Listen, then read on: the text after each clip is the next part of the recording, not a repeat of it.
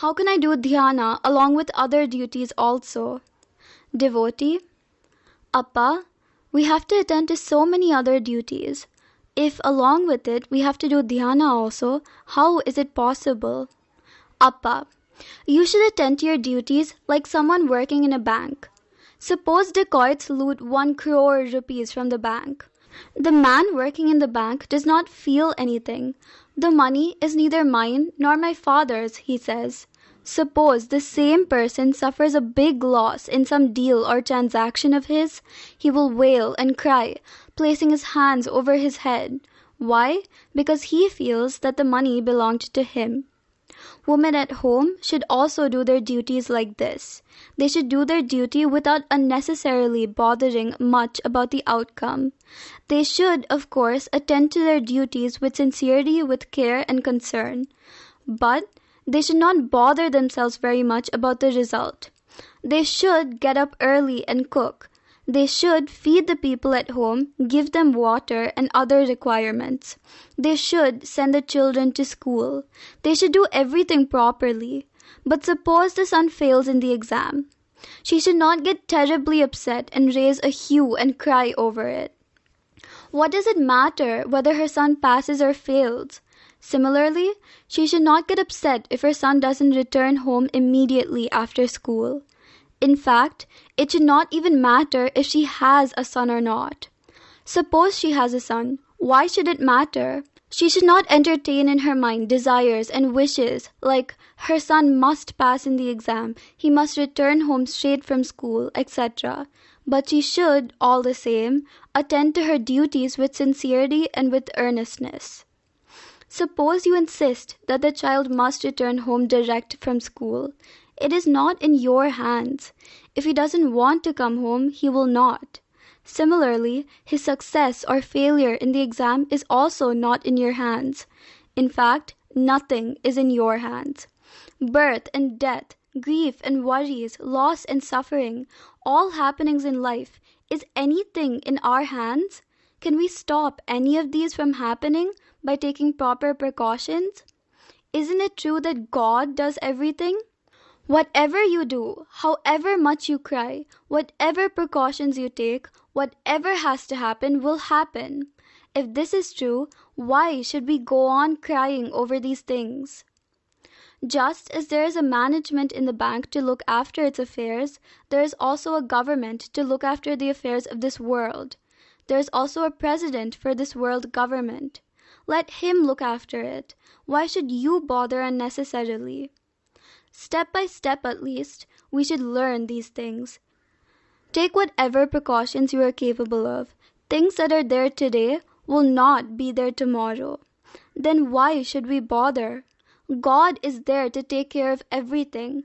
He alone is responsible for everything. We cannot take over upon ourselves responsibility for anything.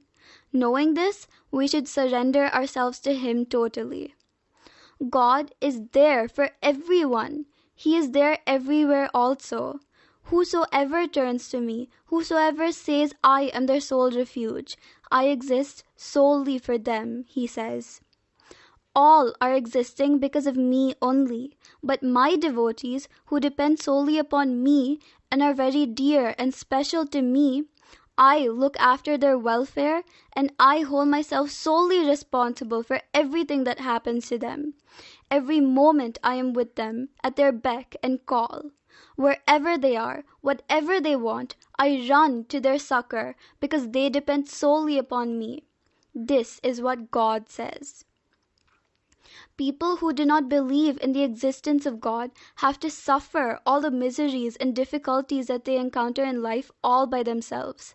They have to struggle all through their lives with no superior power to help them, falling an easy prey to their desires and cravings, and in order to satisfy the demands of their sense organs, people may meet with serious accidents in life and fall anywhere, in water, thorny bushes, etc. In such grave situations, anything may happen to others, but not to the devotees of God. He runs to their succor and saves them miraculously in His own mysterious way. He will also be illumining them in such situations with the right knowledge and enlightenment. People will marvel at the way they are saved, but the devotee becomes aware that God has saved him. With renewed faith and resolute will and zeal, he walks towards him with firm and steady steps. At the same time, he will be discharging all his worldly duties also with sincerity and earnestness.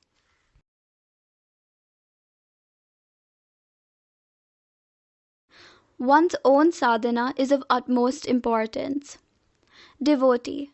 Appa, instead of engaging themselves in serious sadhana, some people are very fond of attending lectures by scholars and pravachanas on scriptures. It becomes a sort of habit with them. How far is this helpful in their spiritual progress, Appa? Appa. It is a nasty disease with some. They become a member of some spiritual organization or join some ashrama and want to become very important there. They get busy in arranging lectures by reputed scholars and pravachanas on some important scriptural texts, etc. They are never tired of listening, talking, and discussing them. We should not do such things. However much you talk, listen, and discuss spirituality, what really matters is your own serious and sincere effort and strenuous sadhana, and what you gain by your own actual spiritual experience on account of your sadhana. Then, and then only, you attain that supreme state. You will not get that by reading scriptures. Question. Appa, if one always engages himself in reading books and scriptural texts and gaining more and more knowledge, he may of course acquire mere book knowledge, but this will not help him in his sadhana and his progress on the spiritual path, isn't it, Appa? Appa.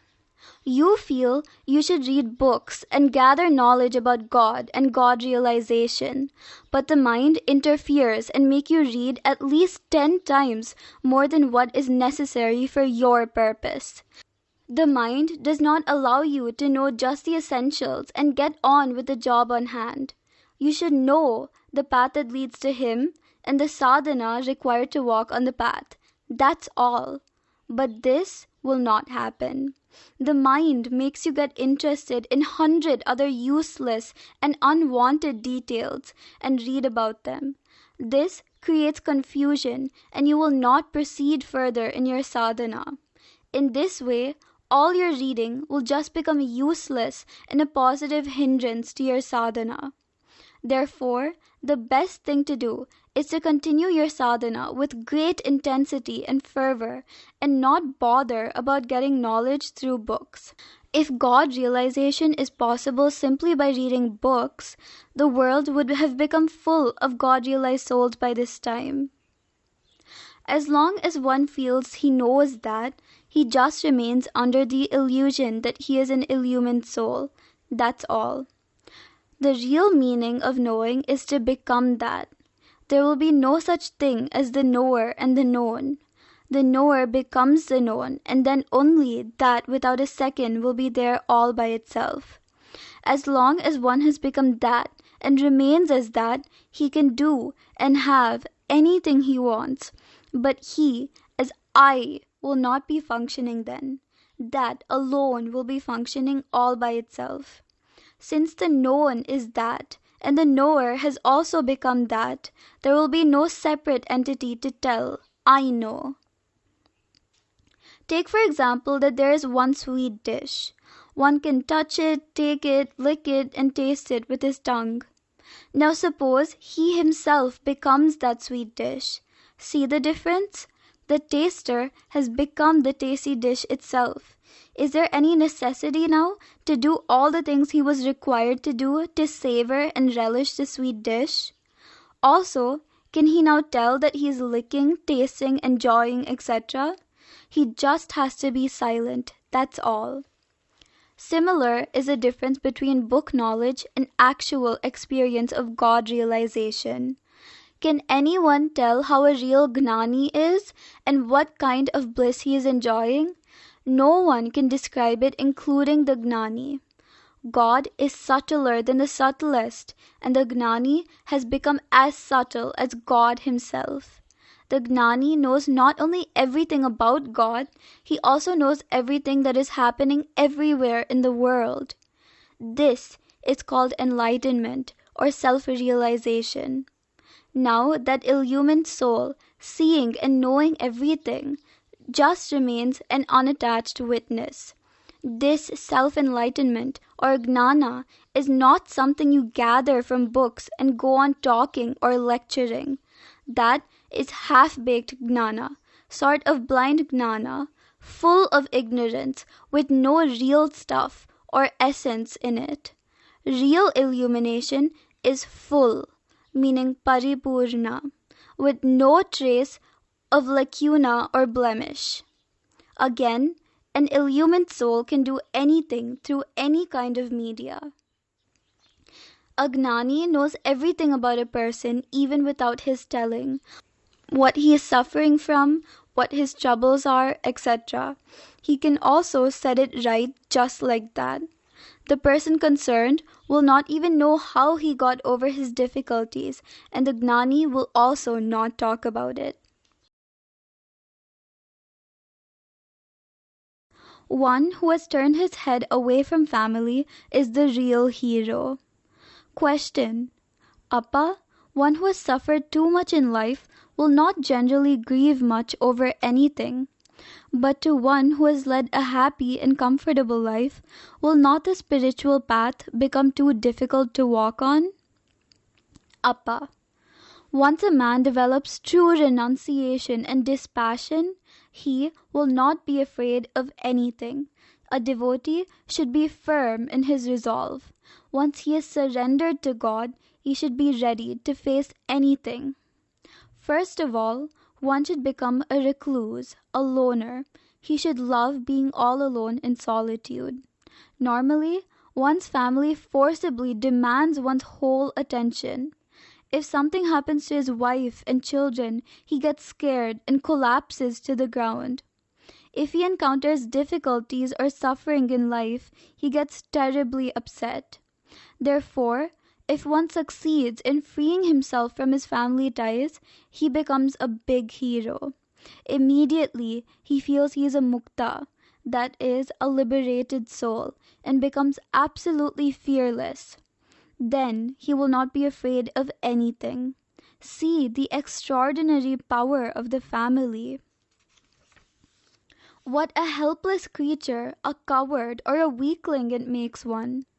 If something goes wrong in one's affairs, if something awkward or untoward happens to his family, man gets upset terrifically and loses his equanimity totally. He even loses all his faith and devotion to his guru and God and begins saying, "Let this become all right first. I can then think of God, guru, and all that." See to what deplorable state he is reduced to. By saying all this, I'm not telling that people should forsake their families. Of course, they cannot do that. Where they can go forsaking their families, let the family be there. Everything will be all right with it, even if you don't lose your head over every trifle. But we should go on doing our sadhana amidst all these ups and downs and confusion. If we do this, gradually our excessive attachment to our family, which is not required at all, goes on reducing. Then one will feel that the spiritual path is not, after all, very difficult to walk on. The moment I remember my guru, why doesn't he appear before me in my mind? It is the common experience for all of us that we go on remembering undesirable things and incidents in spite of ourselves, which only stir up disturbing and unpleasant emotions in our minds. Similarly, we seldom remember good, noble, and holy happenings and incidents, which will, in fact, do immense good to us, and which are so essential for our own upliftment. Once, a devotee broached this topic with Appa. Devotee: Appa, The moment I remember any of my acquaintances and others, their faces appear vividly before my mind. But the same thing will not happen with the Guru. Why is this so, Appa? Appa, if you don't see your Guru's face distinctly the moment you remember him, it only means that there is no clear imprint of your Guru's face in your mind, as it is in the case of others. For some reason or the other, very vivid pictures of other faces have been imprinted in your mind that you cannot even forget them. Like this, it has not happened in your Guru's case.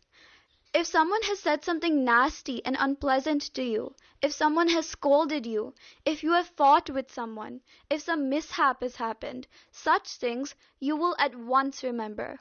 Why? Because you have taken those things very seriously.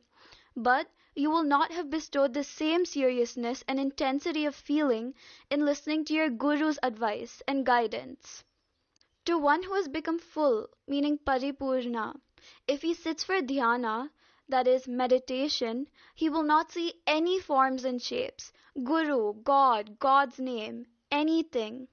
The Guru, who has given him mantra initiation, his Ishta Daivata, that is, the favorite form of God he is worshipping, these should not, in fact, appear before him, which is a clear indication that he has attained the state of fullness.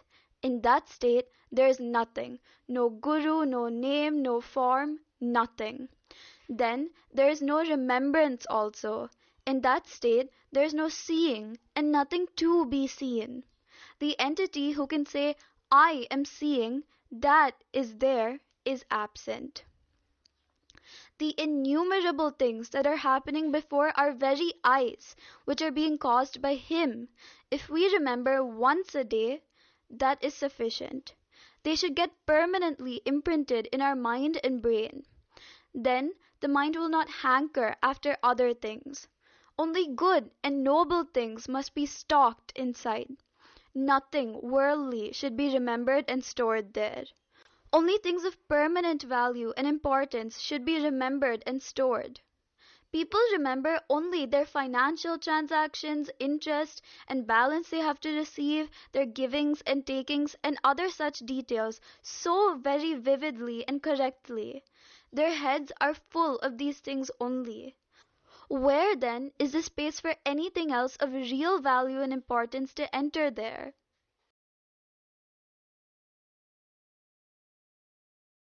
What shall I do while traveling? Devotee. Appa, what should be the state of one's mind while traveling? What shall I do when I am in a bus or a train? Appa, when you are traveling, as soon as you become alone, don't look at the co-passenger by your side, pick up a conversation with him, and go on discussing all and sundry things. By doing that, you will waste all of your time. Tell yourself that you should not bother about others and keep quiet for some time. If you do this, the mind will go within and gets busy with its activities. If you remain indifferent to its chatterings, it will become quiet. If it doesn't, make efforts to quieten it. If it does not become quiet easily, and even if all your travel time is spent in your effort to quieten it, and you reach your destination, it is well worth it. You would have, in fact, used the whole of your travel time in meaningful and worthwhile spiritual sadhana. If you go on doing this every time you travel, gradually you will reach a state when, the moment you close your eyes in a bus or in a train, you will be in meditation. Is God Kanneshwara only in Dodderi temple? Enlightened Mahatmas say that God is formless and is all-pervading and is everywhere, in everything and in everyone. But ordinary devotees do not possess the eyes that can see God everywhere. A devotee once asked Appa this question. Appa, we are neither able to remember that all-pervading God, nor see Him elsewhere, except in an idol. We can only do this when we come to Dodderi and stand before the idol of Kanneshwara. Why is it so?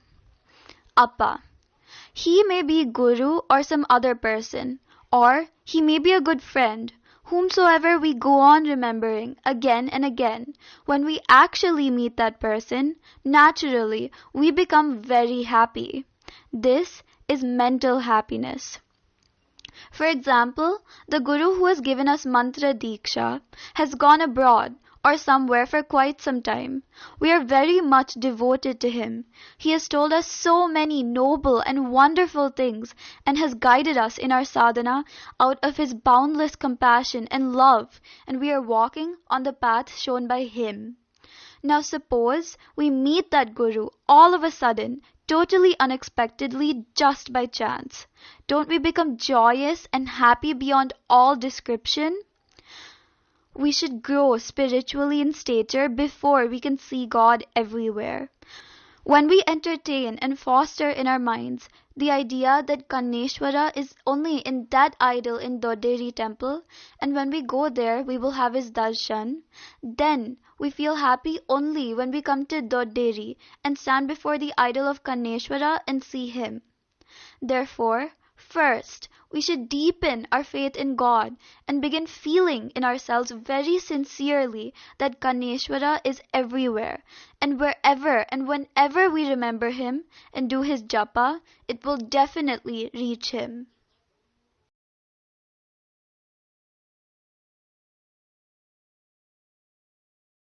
God himself comes down as Guru. God himself comes down as Guru in human form to make his devotees know the essential facts about himself and his creation. Otherwise, how will human beings know about his existence, who he is, what he is doing, etc.? Therefore, he appears in the form of a Guru before human beings and tells them, "See, God exists. He is like this. If you want peace, bliss, and joy, go towards that." He tells them how they should live in order to reach that and enjoy peace and bliss. He appears before them as an ordinary human being and tells them, "See, I'm also born just like any of you. I also live in a family. I too have hunger and thirst like you. I'm also a normal human being like you." But there is one essential difference. The Guru has extraordinary intelligence and is all-knowing. He knows things that can engender peace and bliss in human beings. A continuous stream of enlightened knowledge and profound ideas goes on flowing out of him. He shows by his own life and example that God exists and that he is all-powerful and all-knowing. He points this out and makes it clear to them by concrete examples and happenings. He exhorts and awakens them and tells them, "Why do you imagine yourself that you are going to be permanent? Don't you have even ordinary common sense? Why don't you see that nothing is permanent here? Everything here is not only impermanent, but false also. God alone is real and eternal. Go to him. In fact, you are he only. You are not different to him. Whosoever listens to him and follows his teachings merges in that eternal reality ultimately and becomes that." That is why it is said that God and Guru are not different. God has no form, attributes, nothing. That is formless, undivided whole, knowledge and bliss personified, limitless, absolute, and infinite. It cannot be described. It is real and eternal. The only one person who can speak about it authentically is the Guru. He is the very living personification of its existence. Only he is competent to give examples and illustrations and talk about it. That is why Guru always talks of God. Whosoever listens to his words will be immensely benefited. Guru is God himself in human form. He can talk about it also because he possesses the requisite organs to do it. It cannot talk about itself because it neither has form nor the necessary organs. Guru talks about it to those who are desirous of hearing and knowing about it. He tells what it is, how it is, and how to reach it, etc. he tells his devotees to begin moving towards it without any delay. Also, in the absence of the Guru, how could people know about it? They wouldn't have known anything about it. They use the soul they possess exclusively to satisfy the desires of their sense organs. They feel that the soul exists for this purpose only. Suppose you have a source of light. You can utilize it for whatever purpose you want. If you utilize it for playing cards or any other such useless purpose, it will not ask you why you are using it for such bad purposes. The user, of course, will suffer the consequences of what he does with it. He can use the same light, for example, for performing yagas and yajnas, meaning religious and spiritual rituals, for charitable, philanthropic, and other such good and holy purposes, for conducting pravachanas, etc. also.